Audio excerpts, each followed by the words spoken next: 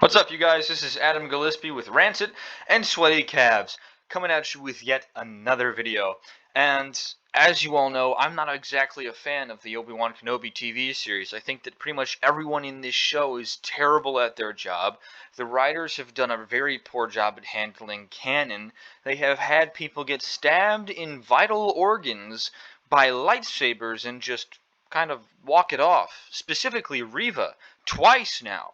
We saw her as a youngling get killed by Anakin, but she didn't really die, and the 501st didn't even bother to check to make sure that she was dead. She squirmed off into a alleyway somewhere, probably, and then just healed, and then became an Inquisitor and started hunting down other Jedi. Her whole story makes absolutely zero sense. And then she gets stabbed again by Darth Vader in the second to last episode of the Obi-Wan Kenobi miniseries, which is likely to get a second season because of how stupid Disney is. Now, that's kind of ridiculous. You know, Reva as a character, not very well fleshed out, has poor decision making, doesn't actually have a good reason to do the things that she does, and on top of all that, just has plot armor galore because she's a woman of color, and you can't kill a woman of color in a TV show anymore. That's racist, which is ridiculous. You know, anybody should be on the chopping block. Any single character on any single show is on the chopping block so long as they are on that show. That's my philosophy. That's one of the biggest gripes I have with people having the ability to get out of situations where they shouldn't be able to get out of. And realistically, they should just die. It's one of the reasons why I'm not a big fan of many procedural cop shows, because they have a knack for surviving despite the fact that everything goes against them. However, we're not going to talk about all that writing stuff right now for all these different shows and concepts and whatnot. We're going to talk about something that is canon breaking, canon shattering, and largely affects how the Star Wars series, the original trilogy, plays out in and of itself. It's really terrible. It's a horrible retcon, and I have some thoughts to share.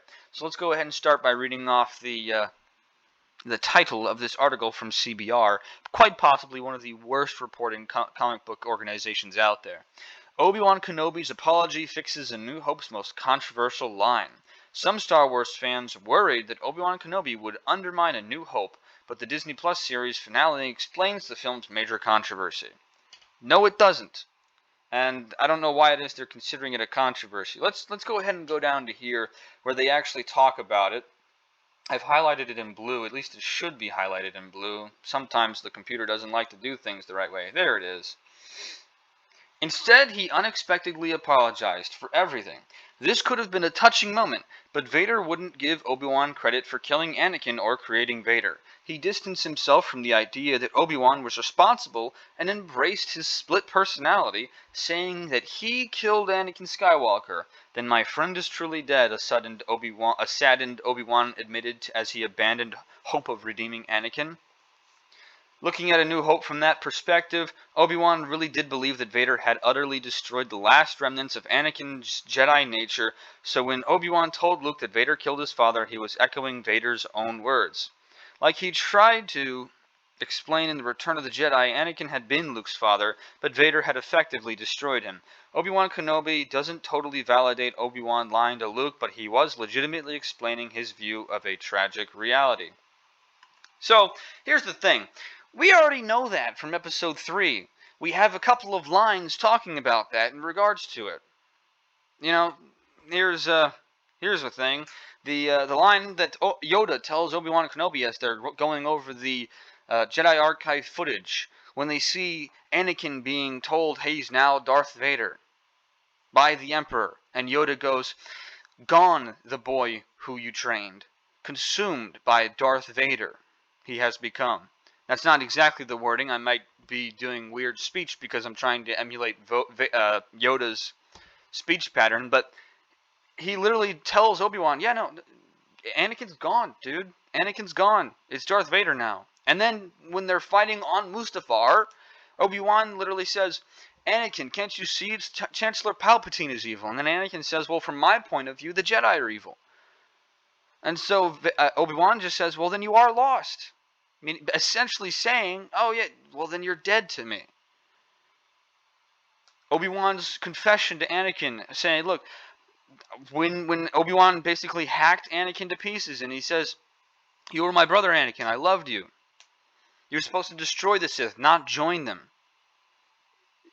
You already had better dialogue and a more emotionally impactful situation take care of Obi-Wan's decision to lie to Luke in Episode 4. You didn't need to rehash at a worse level the exact same thing that we saw in Episode 3. And we already had it explained to us in Episode 6, Return of the Jedi, when Obi-Wan explains it. Pretty much every Jedi says that exact same thing, and it's just been rehashed again and again and again and again by every Star Wars content out there nowadays. It's ridiculous. Everyone knows that Obi-Wan said that because he wanted to strengthen Luke's resolve in fighting against the Empire. If Luke found out that his father turned into Darth Vader when he first started off his journey, he probably wouldn't have gotten very far. He may have very well even tried to search out his father to get his approval. But to see how evil his father had become and to face him firsthand, only to realize, oh hey crap, my father turned out to be an evil person. He's working with the Empire. And I've devoted my entire life to the other side.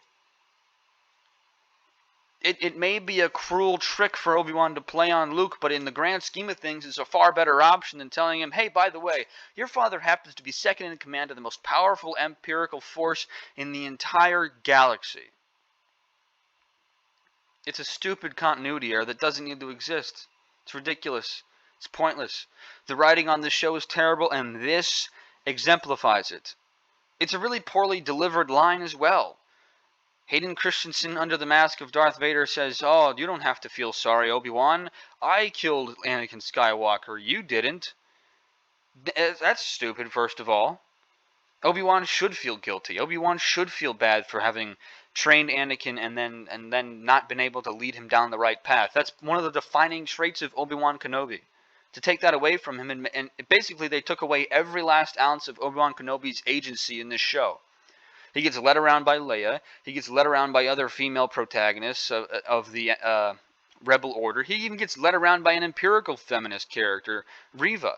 He gets led around by pretty much every female character on this show and every character who is different from him on this show. Obi-Wan Kenobi has no agency in this show. And then the one time when he could have had some actual emotional scene, they said, oh yeah, let's just say that Anakin says it himself. Let's just make Darth Vader confess to Obi-Wan that he killed Anakin himself. We already know that that's how Darth Vader views Anakin. In Episode 6, Darth Vader himself tells Luke, Anakin Skywalker was weak. I destroyed him. That name no longer has any meaning to me.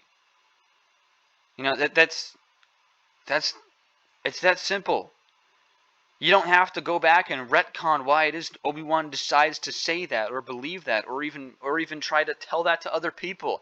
It's really well explained in the OT as well as it is in the prequels. It's very, very well explained. It really is. It's really just pathetic writing, and it's an excuse to make it seem better than it is. Now, I don't want to continue to rant about this because it's pointless and this show is garbage, and I'm pretty sure everyone who's watched it has finally realized that. But this show is terrible. It has been from the very start, and it's just gotten worse, and CBR is pretty much shill site central. So they're going to continue to shill for this Disney company and every other company that goes woke because they want to. They don't actually care to report on whether or not something's good or not. It's ridiculous. This show is terrible, and the lines, the dialogue, the delivery, the action sequences, all of it's garbage. And it just looks like a muddy, dark mess, too, every single time you watch a single scene from it. You can't see what's going on. It's terrible. This show is garbage. Let me know what you guys think, though. You know, if you like this video, make sure to leave a like, comment down below your thoughts. Share this video with your friends, because you know what sharing is. Sharing is caring. But yeah, and hit that subscribe button. Click that bell notification icon so you're alerted to every single upload I do. I appreciate every single one of you guys. Over 100 subscribers. It's really cool to see. I can't wait to see our channel continue to grow. I can't wait for more to happen. I appreciate you guys a ton, and I'll see you next video.